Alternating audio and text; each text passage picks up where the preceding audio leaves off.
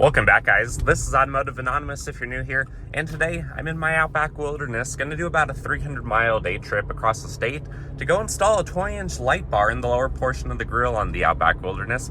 And I figured some of you guys might benefit from wondering, how does the Turbo Outback, or specifically the Outback Wilderness, do when going on a 300-mile day trip?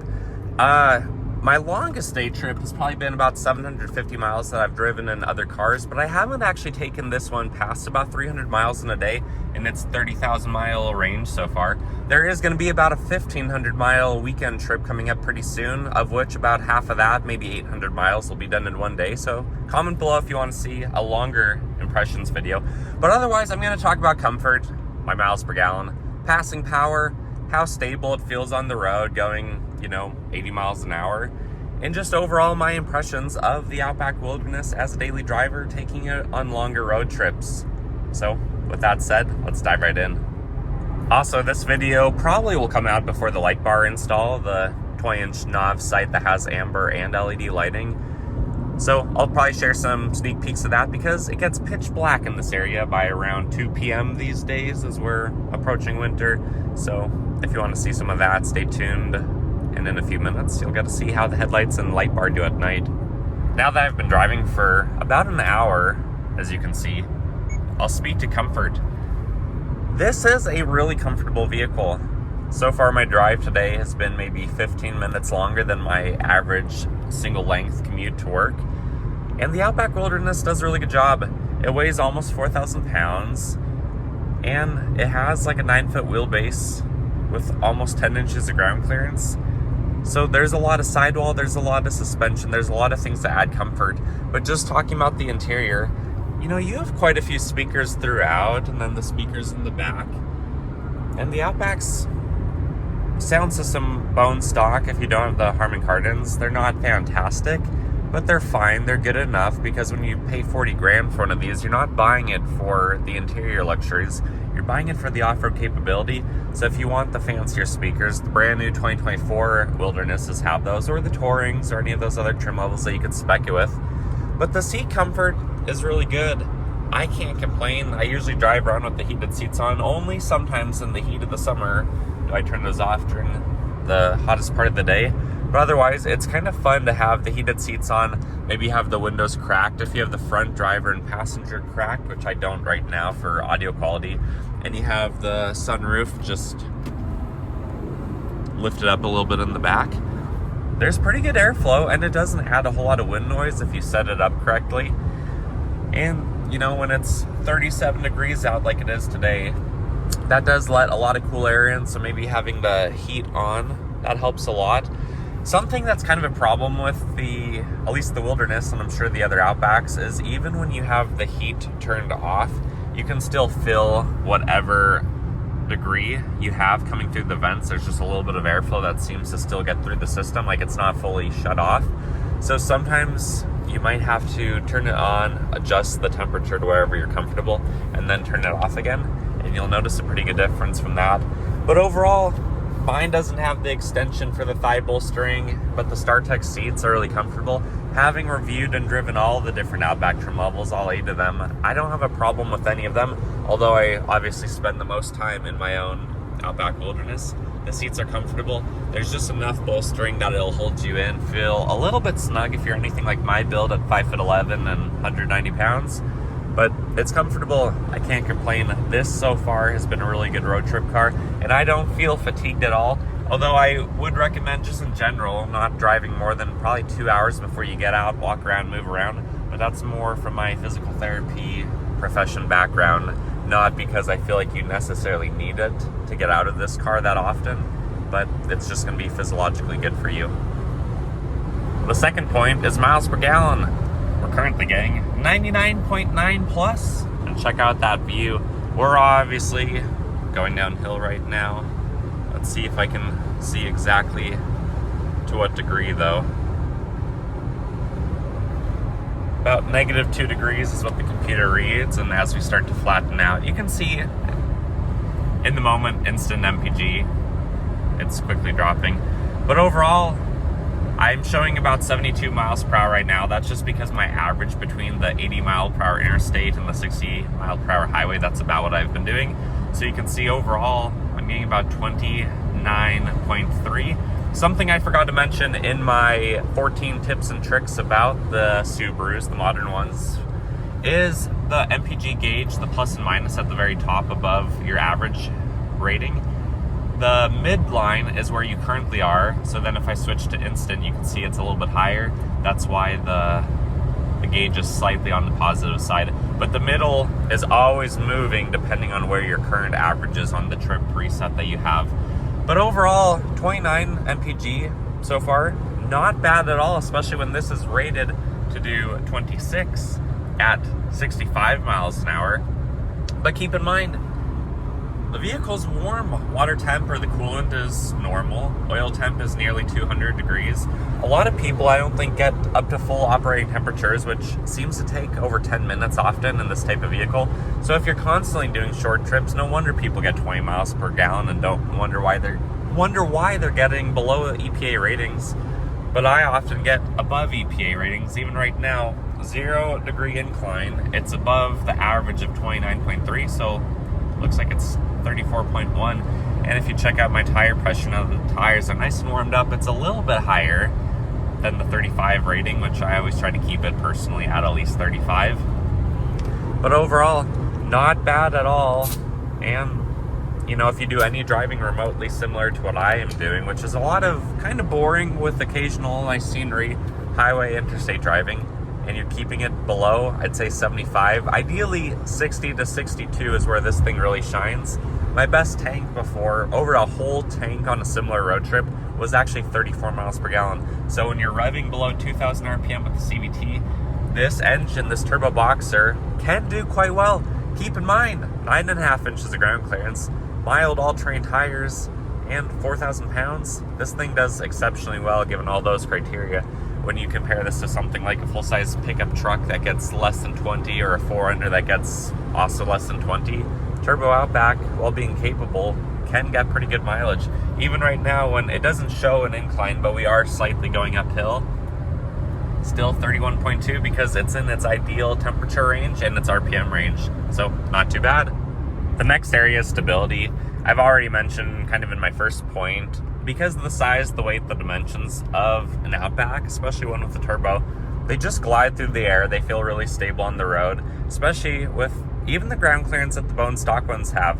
I'm not saying I've done this before, but if you ever needed to cross a median, as long as you don't pick a horrible line or somewhere where there's actually like a ravine in the middle, or like what you can see here where there's a road underneath, obviously, with guardrails, it can actually cross that, and you might be thinking like, was that all? Or when you ever have to climb up or down a sidewalk, again, it doesn't really phase Outbacks as long as you take your time, you have a decent approach. It's easy.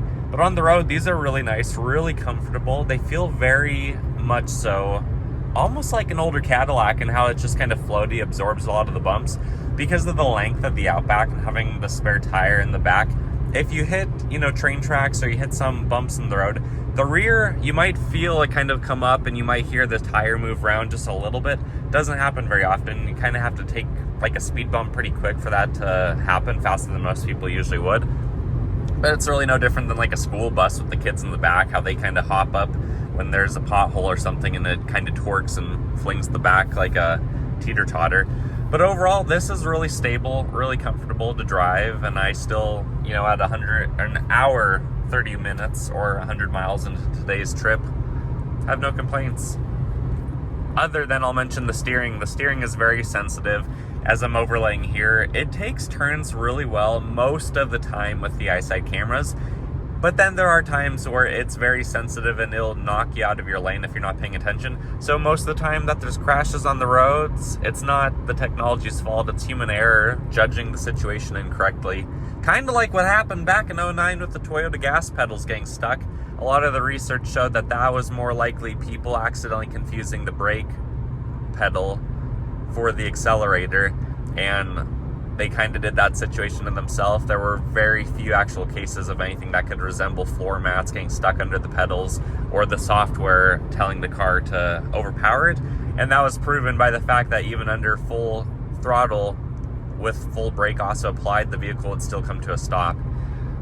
So don't over trust the system. When you're going even 75 like right now, I barely turn the wheel and it turns in very aggressively, much more than you can probably see on camera. So other than that, it's a very comfortable ride at highway and interstate speeds. The next point is passing power.